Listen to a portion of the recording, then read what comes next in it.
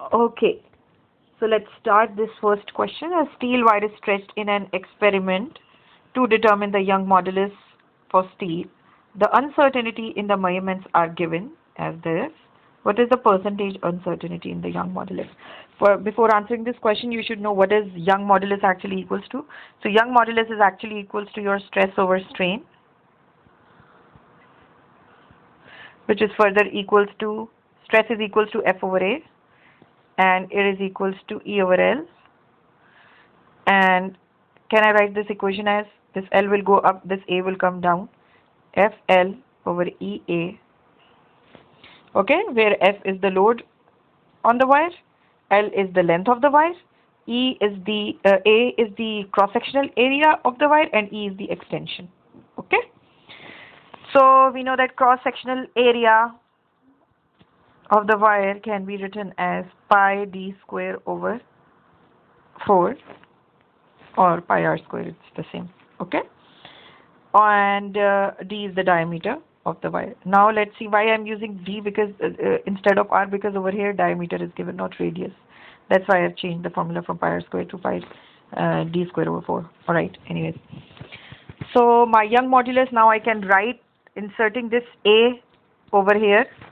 Can I write as F L over E pi d square, and divided by 4 over here, so it divided by 4 over here, so it will go up, it will be multiplied over here, right? So pi d square over 4, I'll write it like this. So this is the final Young modulus equation which we got. Okay, now let's make the equation, make it here. Okay, so basically your Young modulus, or you can just say let's call it, basically in your book it's E, so let's not call it Y, let's call it E capital. Okay, so your Young modulus equation can be written as the uncertainty, absolute uncertainty in E over absolute measurement in E multiplied by 100% equals to absolute uncertainty in F over F plus absolute uncertainty in L over the absolute value, plus, now it is d square. Okay, if you have a power over here, you multiply the power like this, and then you put the rest, delta d over d. Okay, plus it is delta E over E. Okay, multiplied by 100%. Okay, the real catch is that you have to ignore this 4, this pi, all the absolute values you have to ignore. Okay, because the absolute value doesn't have any uncertainty in it, so you don't put it in the uncertainty equation. Okay, okay, now you have this particular equation, so let's rub what is above so that you can insert the values and by using this equation. All right, now we know that percentage uncertainty of E is actually equals to, the values are given, delta F over F, the value is given, it is 2. Okay, so we are going to write it as 2, load on the wire. Okay, plus delta L over L, it is this, which is 0.2. Okay, plus, now here 2 multiplied by delta D over D, diameter is 1.5, not the diameter, the measurement and the uncertainty. Okay, so 2 into 1.5 plus, what is delta E over E? It is 1, so 1. So let's, when you will add all these up, this will end up to 6.2%. So D is your correct answer. Okay, okay, let's do the next question.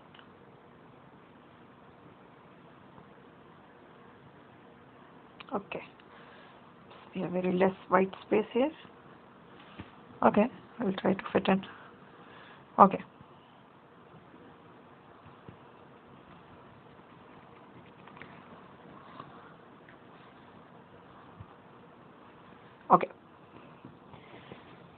A student measures the time for one complete cycle of a pendulum of length L.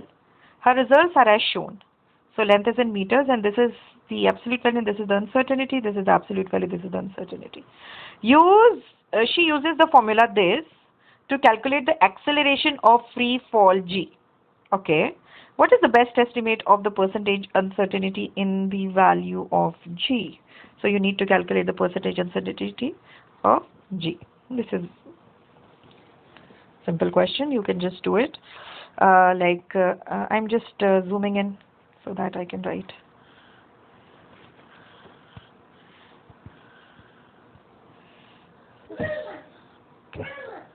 Okay. So my t is actually equals to 2 pi under root L over g, right?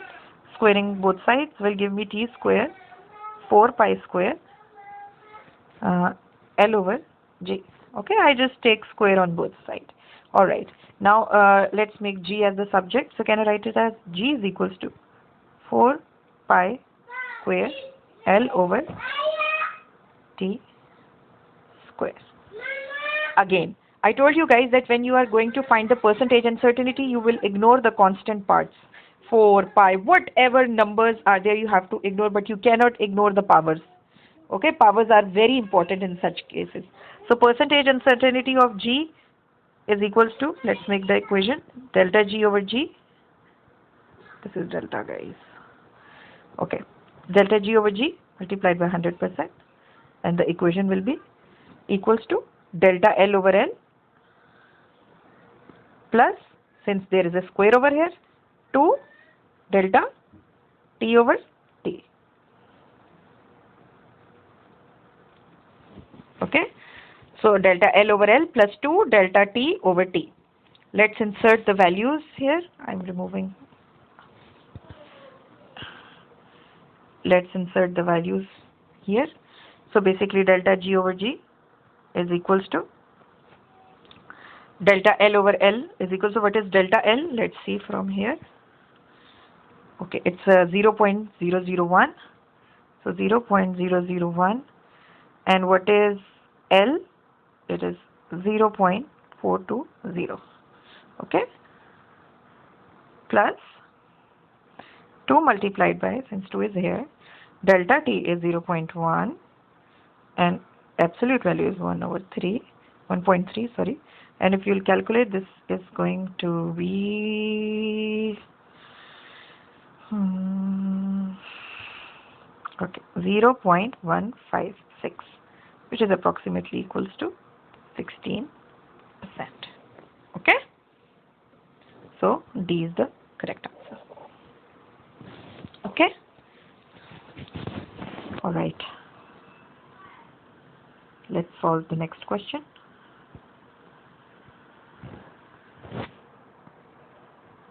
This is the question. Oh, okay. A single sheet of aluminium foil is folded twice. Okay, it is folded twice. It is folded twice to produce a stack of 4 sheets. Okay, so when it is folded twice, so 4 sheets are together now. If you will fold the paper, you will realize that it will form 4 sheets. Okay. The total thickness of the stack of sheet is measured to be 0.8 plus minus 0.02 millimeters.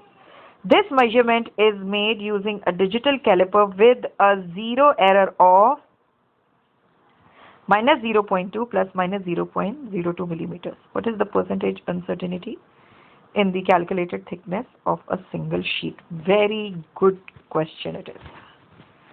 I wish I have white color so that I have space to write. Can I write white? Oh, good. Okay. Okay. Now, this is a challenging question because it has a systematic error also with the random error. So, such questions are very, interesting. Okay. So, the zero error is minus 0.2. It can be removed. Okay, but its uncertainty must be added to the measurements uncertainty. Okay, so this error you can just completely subtract it, but vernier caliper itself, it has some error, uncertainty error, which you have to remove it from the equation what we are going to form. Let's see. So the true value of thickness,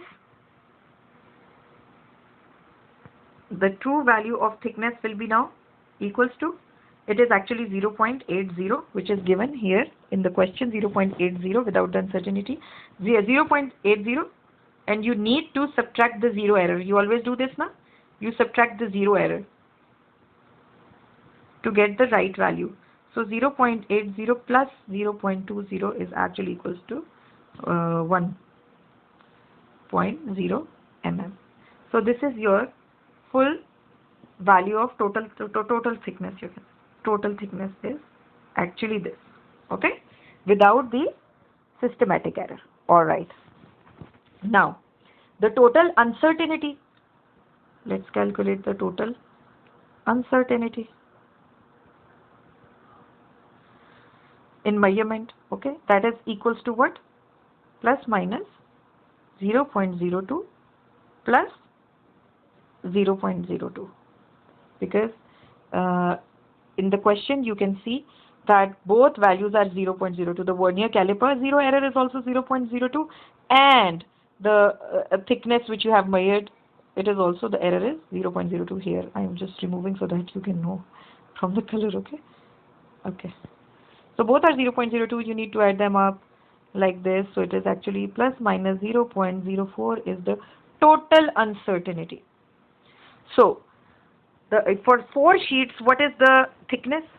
4 sheets thickness is equals to what? 1.0 plus minus 0.04 millimeter. This is the value for 4 sheets. So for a single sheet, you will divide this by 4. So for 1 sheet of thickness, it is 1 by 4 plus minus 0.04 by 4 mm, which is equals to 0.25 plus minus 0.01 mm. So what is the percentage uncertainty? They are talking about percentage uncertainty. It is actually equals to, let me remove from above. I hope you know this thing. Let's calculate the percentage uncertainty. Okay, now you have the total uncertainty, and let's calculate the percentage uncertainty, the percentage error, sorry. That would be equals to 0.01 over 0.25 multiplied by 100%. Okay, so 0.01 divided by 0.25, exactly like the absolute uncertainty divided by the absolute measurement, and this is actually going to give you 4%, which is D. D is the correct answer to this question. I hope you understand. Still, if you have any questions, please do let me know. Thank you.